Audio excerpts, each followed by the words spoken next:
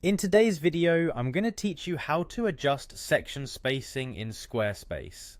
Whether you're looking to create a more spacious, clean layout or need to tighten things up a bit, adjusting the section spacing can definitely help achieve the right look for your website.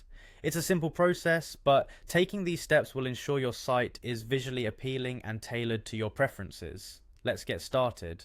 First things first, you'll need to log into your Squarespace account. Head over to the Squarespace website and click on the login button. Once you've clicked it, you'll see an option to continue with Google. Select that by clicking on it. This is an efficient login method if your account is linked with Google, as it saves you the hassle of remembering another password. Once you've successfully logged in, you'll be directed to your dashboard. Here you'll see a list of your websites. Click on the website that you're planning to edit today. This should take you directly to the site management interface where you'll have various customization options at your fingertips. Now focus your attention on the left-hand side menu and click on the Edit button. Doing so will open up the editing interface of your chosen Squarespace website. The edit mode is where the magic happens, allowing you to make personalized changes to your site to make it truly yours.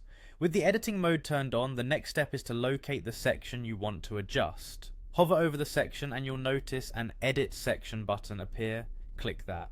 This feature will give you access to a customized menu specific to the section you are working on, including options to modify spacing. Once you're in the Edit Section menu, direct your attention to the Height option. This can usually be found on the right hand side of your screen. Click on it. This control is fundamental for managing the vertical space within a section, allowing you to specify how large or small you want your section to appear to site visitors.